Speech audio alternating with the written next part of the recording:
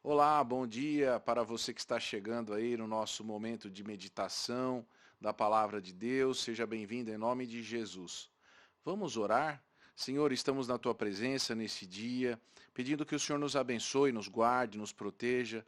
Fica, Senhor, conosco, abençoando, abençoa os queridos que estão acompanhando esse momento de meditação da tua palavra, que cada um possa ser preenchido pela tua presença.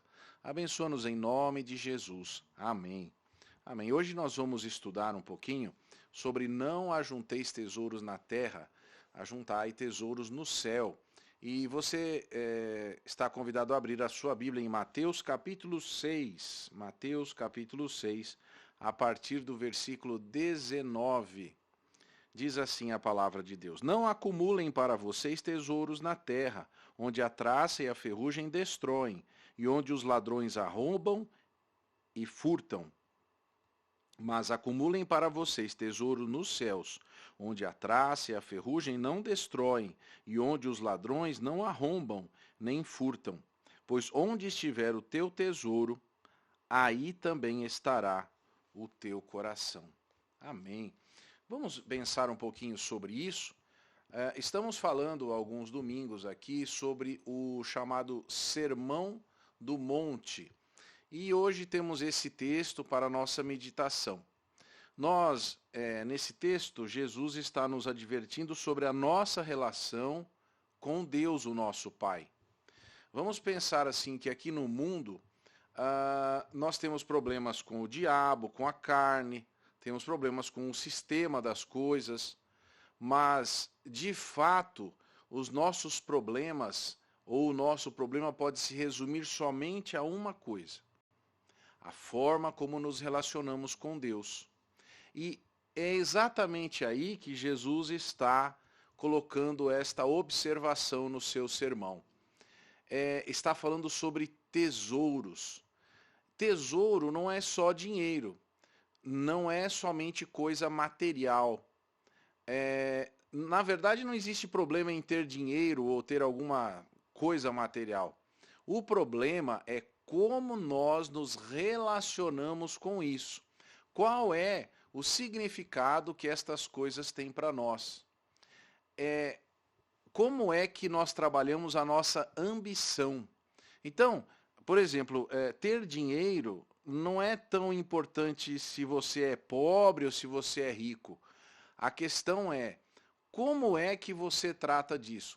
Como você trata, por exemplo, o seu emprego, você trata o lugar onde você vive, você trata de alguma coisa que às vezes nem é palpável, o status que dão para vocês. Aqui Jesus está dizendo assim: não tenham, não acumulem tesouros na terra. Isso é mais apenas do que riqueza. Quando Jesus fala para nós não acumularmos tesouros, é uma questão de interesse, ou seja, aonde estão os nossos interesses? Nossos interesses estão nas coisas materiais, nas coisas efêmeras da vida, ou nós temos acumulado tesouros e temos dado atenção e valor para as coisas espirituais? Porque quando uma pessoa está se relacionando com as coisas materiais, com certeza ela está deixando de lado as coisas espirituais. Existem algumas pessoas que elas até são crentes, têm vivido uma vida envolvida com as coisas espirituais, mas se o diabo aparecer para elas e oferecer algo como riqueza, como status, rapidamente elas abandonam esse momento espiritual. E, de fato, como a igreja de Cristo tem tido prejuízo, porque existem pessoas assim, que elas são honestas e sinceras até o momento em que existe uma troca. A elas é apresentado algo da terra e elas deixam as coisas do céu para trás. Mas nosso segredo é que nós devemos dar honra e glória somente a Deus. Nós precisamos deixar os valores da terra de lado e devemos ajuntar tesouros no céu. Isso tem a ver com o início desse sermão, porque Lá no comecinho, nas bem-aventuranças, a primeira bem-aventurança de Jesus que ele citou foi: bem-aventurados os pobres de espírito, porque deles é o reino dos céus. Ou seja, quando você é humilde, quando você pensa nas coisas que são de Deus, você é bem-aventurado. Eu quero ler aqui um texto que está em Lucas capítulo 16, a partir do versículo 10. Diz assim: quem é fiel no mínimo, também é fiel no muito. Quem é injusto no mínimo, também é injusto no mundo. Pois se as riquezas injustas não for, se nas riquezas injustas não fostes fiéis, quem vos confiará as verdadeiras? Olha que interessante. Se no alheio não fostes fiéis, quem vos dará o que é vosso? Nenhum servo pode servir a dois senhores, porque ou há de odiar um e amar o outro, ou se há de chegar a um e desprezar o outro. Não podeis servir a Deus e a Mamon. Aqui Jesus ele está destacando algumas coisas muito interessantes. Primeiro, ele usa a palavra riquezas, assim, as palavras riquezas injustas. Ou seja, tudo que tem aqui na terra, de alguma forma, ele é contaminado pela injustiça. E se nós não sabemos gerenciar, administrar as coisas aqui da terra, como é que nós vamos administrar as coisas verdadeiras? Olha que interessante quando Jesus usa essa palavra. Também em 1 Timóteo capítulo 6, Paulo faz uma advertência ao seu aluno Timóteo. Ele diz assim: manda aos ricos, é 1 Timóteo 6,17. Manda aos ricos desse mundo que não sejam altivos, nem ponham a esperança na incerteza das riquezas, mas coloquem a sua esperança em Deus, que abundantemente nos dá todas as coisas para delas podermos aproveitar. Que façam bem, enriqueçam em boas obras, repartam de boa mente e sejam comunicáveis. Que entesourem para si mesmos um bom fundamento para o futuro, para que possam se apoderar da vida eterna. Quantas pessoas por pouca coisa ou por muita coisa, não importa, são altivas, colocam a esperança em coisas que não têm a ver com Deus. Aqui o texto ele diz que as pessoas devem entesourar um bom fundamento para o futuro, que tem muito a ver com isso aqui que nós estamos lendo em Mateus capítulo 6. Eu quero ler também um texto que é muito forte, muito especial e muito assim incisivo, que está em Mateus 25, a partir do versículo 26. Mateus 25, a partir do versículo 26. Respondendo, porém, o seu senhor disse: mau e negligente servo, sabias que ceifo onde não semeei e ajunto onde não espalhei? Devias então ter dado o meu dinheiro aos banqueiros, e, quando eu viesse, receberia o meu com juros. Tirai-lhe, pois, o talento, e dai-o ao que tem os 10 talentos. Porque a qualquer que tiver será dado, e terá em abundância. Mas ao que não tiver, até o que tem ser-lhe-á tirado. Lançai, pois, o servo inútil nas trevas exteriores. Ali haverá pranto e ranger de dentes. E quando o Filho do Homem vier em sua glória, e todos os santos anjos com ele, então se assentará no trono da sua glória. E todas as nações serão reunidas diante dele, e apartará uns dos outros, como o pastor aparta os bodes das ovelhas. E porá as ovelhas à sua direita, mas os bodes à esquerda. Então dirá o rei aos que estiverem à sua direita: vinde, benditos de meu Pai, possuí por herança o reino que vos está preparado desde a fundação do mundo. Porque tive fome e deste-me de comer, tive sede e deste-me de beber. Era estrangeiro e hospedastes-me, Estava nu e vestiste-me, adoeci e visitastes-me. Estive na prisão e fostes me ver. Aqui o texto está ensinando, Jesus está dizendo que nós devemos confiar nas riquezas espirituais. E nós precisamos ajudar as pessoas com aquilo que temos. É uma questão de generosidade.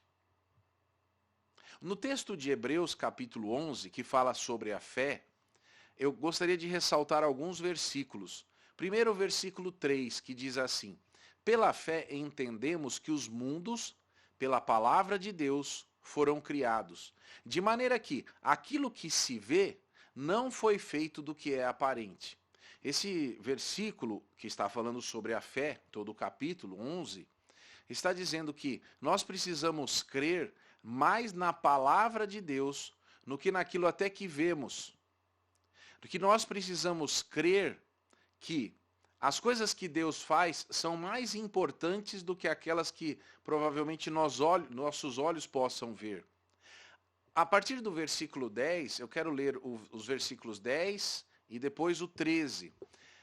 Estas pessoas que têm a fé como característica, assim diz o versículo 10, porque esperava a cidade que tem fundamentos, da qual o artífice e construtor é Deus. Agora, versículos 13, 14, 15, 16.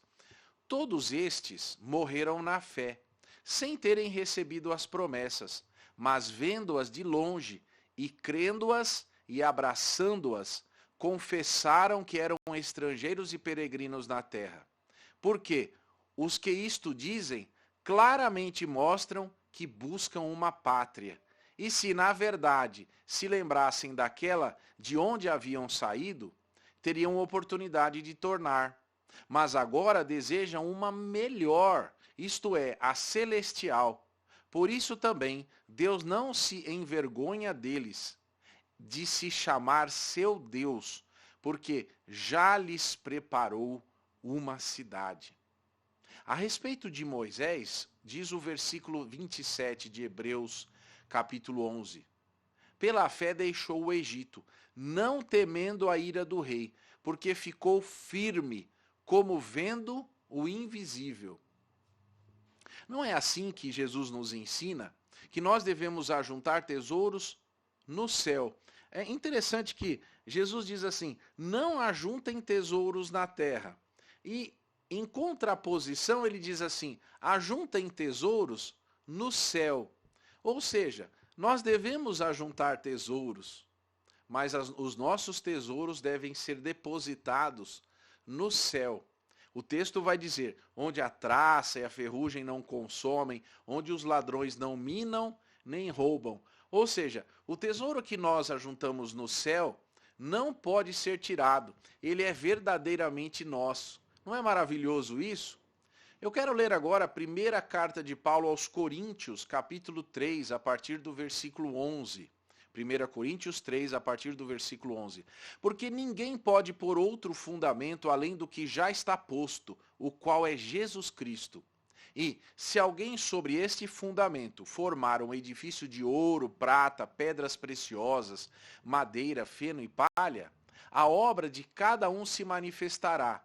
Na verdade, o dia a declarará, porque pelo fogo será descoberta, e o fogo provará qual seja a obra de cada um.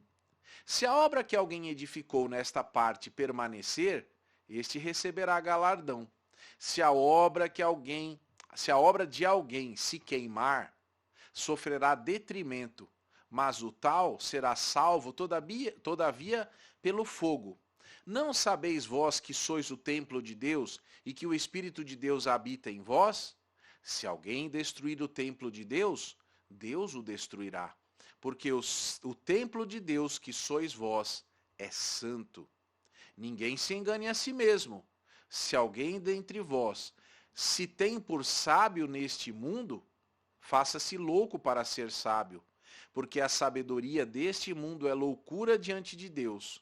Pois está escrito: ele apanha os sábios na sua própria astúcia. E outra vez, o Senhor conhece o pensamento dos sábios, que são vãos. Portanto, ninguém se glorie nos homens, porque tudo é vosso. Seja Paulo, seja Apolo, seja Cefas, seja o mundo, seja a vida, seja a morte, seja o presente, seja o futuro, tudo é vosso, e vós de Cristo, e Cristo de Deus. Eu quero terminar essa meditação lendo uma poesia de Gioia Júnior. Nada era dele. Disse um poeta um dia, fazendo referência ao mestre amado, o berço que ele usou na estrebaria, por acaso era dele? Era emprestado. E o manso jumentinho que em Jerusalém chegou montado, e palmas recebeu pelo caminho, por acaso era dele? Era emprestado. E o pão, o suave pão, que foi por seu amor multiplicado, alimentando a multidão, por acaso era dele? Era emprestado. E os peixes, que comeu junto ao lago, ficando alimentado, esse prato era seu? Era emprestado. E o famoso barquinho, aquele barco em que ficou sentado, mostrando à multidão qual o caminho, por acaso era seu? Era emprestado. E o quarto em que ceou ao lado dos discípulos, ao lado de Judas que o traiu, de Pedro que o negou, por acaso era dele? Era emprestado. E o berço tumular, que depois do Calvário foi usado de onde havia de ressuscitar, por acaso era dele? Era emprestado. Enfim, nada era dele. Mas a coroa que ele usou na cruz era dele. E a cruz que carregou e onde morreu, essas de fato de Jesus. Isso disse um poeta certa vez, numa hora de busca da verdade. Mas não aceito essa filosofia que contraria a própria realidade. O berço, o jumentinho, o suave pão, os peixes, o barquinho, a sepultura e o quarto eram dele a partir da criação. Ele os criou, assim diz a Escritura. Mas a cruz que ele usou, a rude cruz, a cruz tosca e mesquinha, onde meus crimes todos expiou, essa cruz não era sua, essa cruz era minha. Que poesia bonita, que poesia comovente. Aonde você está usando o seu tempo? Aonde você está usando os seus talentos? Aonde você está usando os bens que você tem? O que você tem feito? Tem de fato ajuntado tesouros no céu? Essa é uma pergunta que carece de resposta em cada um dos nossos corações. Em tempos de pandemia, em tempo em que as pessoas precisam de ajuda, o que é que você está fazendo? Você está bloqueando a oportunidade de ser bênção? Eu vou terminar lendo de novo o texto que Jesus nos disse em Mateus 6, de 19 a 21. Não ajunteis tesouros na terra, onde a traça e a ferrugem tudo consomem, e onde os ladrões minam e roubam. Mas ajuntai tesouros no céu, onde nem a traça, nem a ferrugem consomem, e onde os ladrões não minam, nem roubam. Porque onde estiver o vosso tesouro, aí estará também o vosso coração. Vamos orar. Senhor, alinha o nosso coração com o teu coração. Faz-nos sensíveis àquilo que devemos fazer e da forma como devemos viver. Ajuda-nos, Senhor, para que a nossa vida seja pautada por valores eternos. Senhor, muda o nosso coração para que o teu nome seja adorado, hoje e sempre. Em nome de Jesus. Amém. Querido, querida, deixo um abraço para você. Pense nisso. Até a próxima.